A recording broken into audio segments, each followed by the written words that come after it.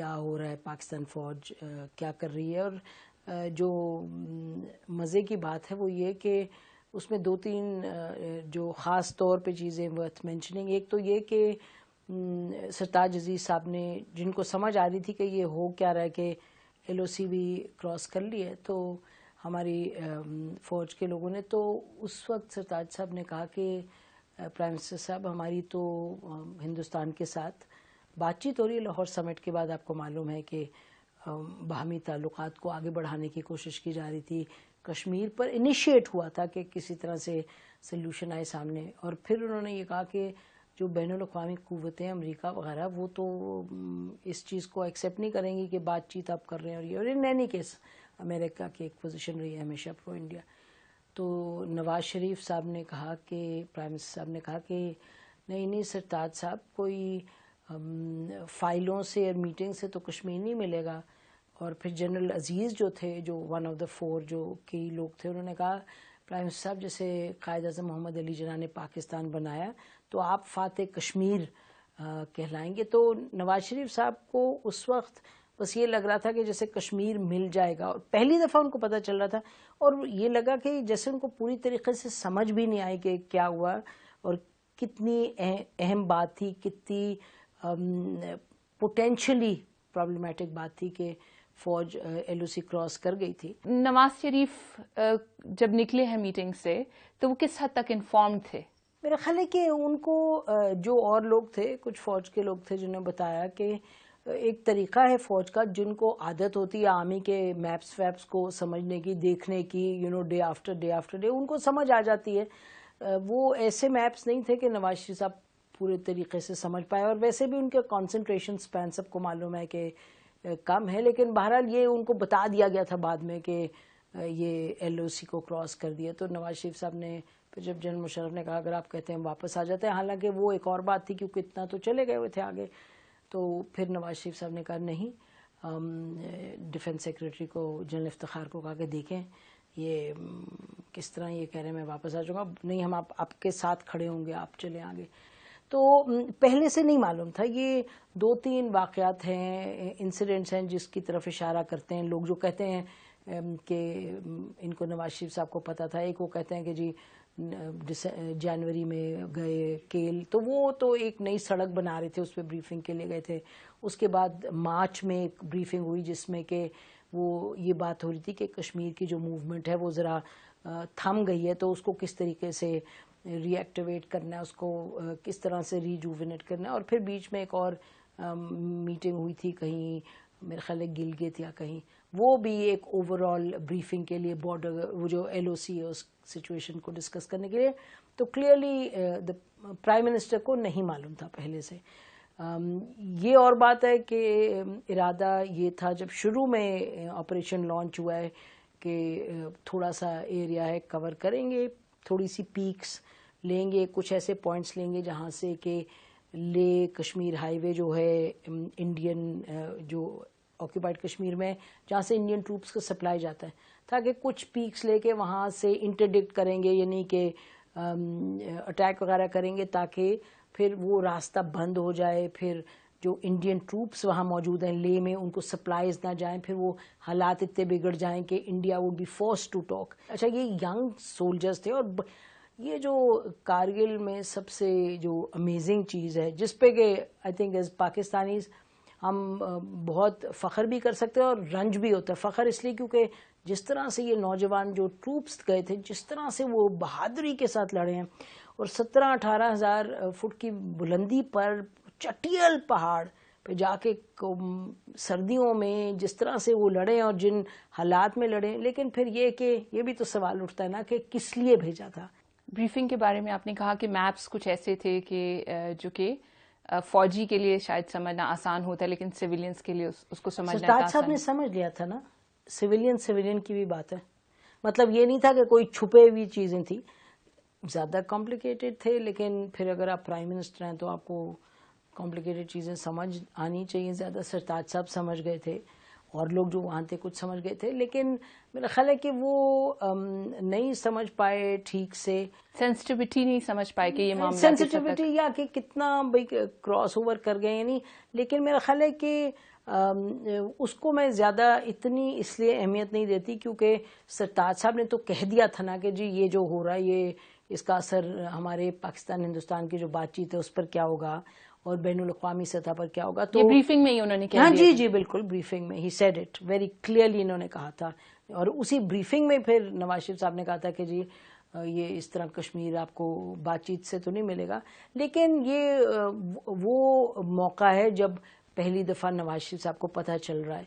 तो ये नहीं कि उनको पहले से पता था कि वो he was part of it, नहीं। ये यकीनन ये जो 4 लोग थे, इन्होंने 4 जो जनरल्स थे, जो क्लीक थी, उन्होंने एक पॉलिसी थी हुकूमत की उस वक्त कि जो लाहौर समिट हुआ था कि उसके बाद पाकिस्तान हिंदुस्तान आपस में कोशिश करेंगे कि मसाइल का जो हल है वो तलाश करें। और सरताज साहब की, जसवंत सिंह साहब के साथ उनके काउंटर पार्ट मीटिंग्स हो रही थी उस वक्त, उस ज़माने में। आपने क्लीक की बात की, 4 जनरल्स का क्लीक आपने कहा, बुक में भी जिक्र है।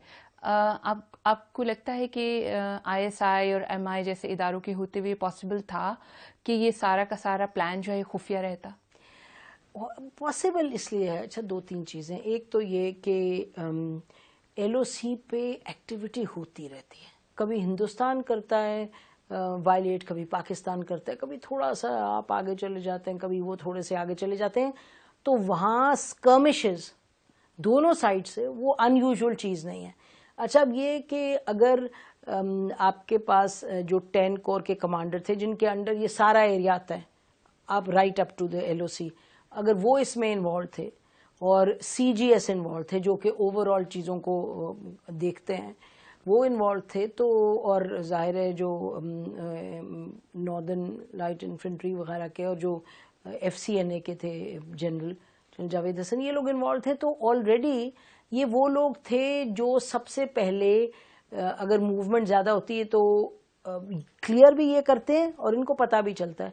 तो शुरू किया ऐसे कि जैसे कोई it's not a big deal, फिर वो चीज़ आगे बढ़ती चलेगी। और MI जो हमें पता चला कि उस वक्त MI के 1-2 लोगों ने आइडेंटिफाई भी की, बात भी की, उनको कहा भी गया टू कमेंट, तो उन्होंने कहा ये चीज़ ठीक नहीं है, लेकिन उस बात को दबा दिया गया क्योंकि आर्मी चीफ जनरल मुशर्रफ चूँकि साथ थे तो वो चीज़ों को इग्नोर करवा सकते थे। फौज में उस वक्त रिएक्शन क्या था? अगर ये सिर्फ 4 जनरल्स को पता था, बाकी लोगों को नहीं पता था, तो फिर रिएक्शन कैसा आया? जब पहली मर्तबा 17 मई को प्राइम मिनिस्टर को बताया गया, उससे 1 रोज़ पहले, 1-2 रोज़ पहले कोर कमांडर मीटिंग वगैरह हुई थी, प्रमोशन बोर्ड हुआ था, तो कोर कमांडर मीटिंग में पहली मर्तबा जिसमें प्रिंसिपल स्टाफ ऑफिसर्स भी थे, जनरल मुशर्रफ ने ब्रीफ किया था।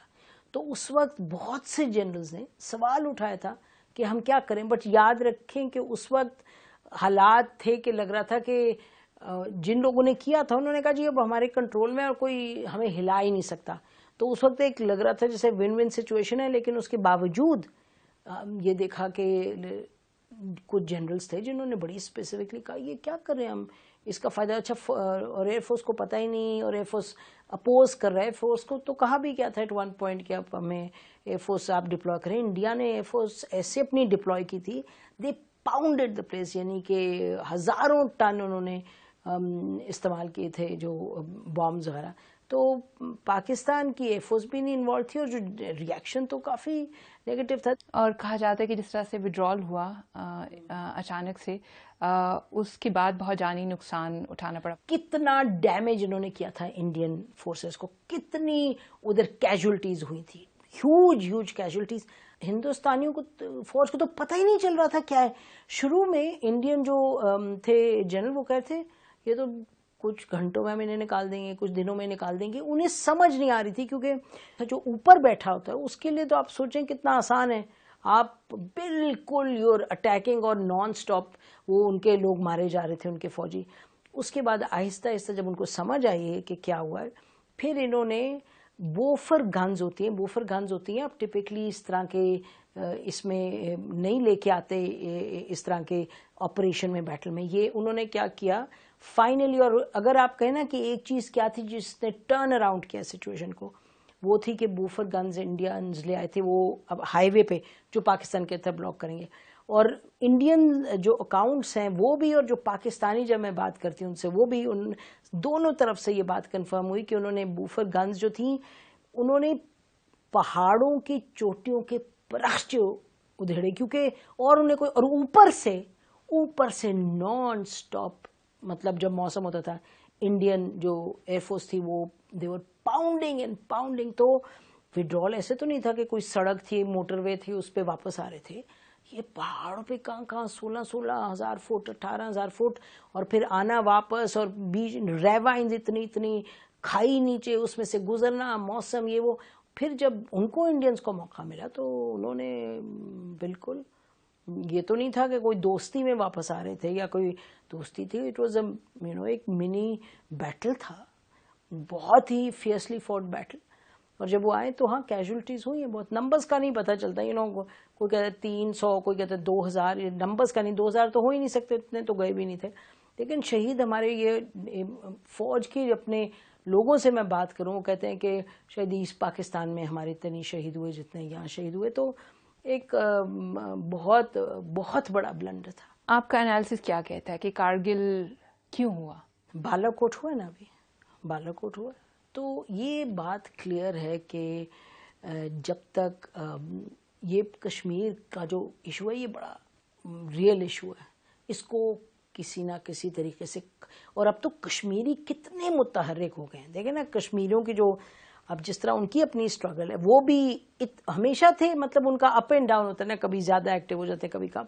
तो मैं आपको ये कहूँगी कि बालाकोट आपने देख लिया कि पुलवामा और बालाकोट ने ये दिखा दिया कि जब कश्मीर का मसला उठता है और कश्मीर जो इशू है उसमें हर चीज़ उसके नतीजे में होगी, पाकिस्तान हिंदुस्तान की आपस में एक ये कश्मकश, एक बैटल, कभी कोल्ड वॉर, कभी हॉट वॉर, कभी जस कमिशंस, ये तो रहेगा, और कश्मीरी भी इसमें इन्वॉल्व है।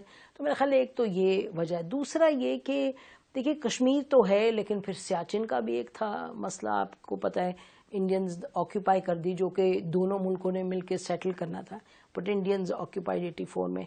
तो मेरा ख्याल है कि ये वजह थी, मतलब एक तो ये कि आपको मालूम है कि हिंदुस्तान ब्रास टैक्स कर रहा था, आपको Rajiv Gandhi was then the prime minister, और इंडियन जनरल उस वक्त खुद से सुंदर जी काफ़ी आगे ले गए हुए थे ट्रूप्स, और सडनली फिर इनको राजीव गांधी साहब को बताया गया कि ये तो शायद अटैक करने का सोच रहे हैं, और फिर Rajiv Gandhi called his army chief etcetera. तो ये जो है ना एक टेंशन और एक अनरिजॉल्व जो इशू है, उसके नतीजे में ये चीज़ होती रहेगी। अब पाकिस्तान, ये तो हद थी ना जो कारगिल था, कि आपने पाकिस्तान के जो 4 थे क्लीक, इन्होंने तो वायलेट की जो पॉलिसी थी पाकिस्तान की, एक उस वक्त prime minister, elected prime minister की पॉलिसी थी।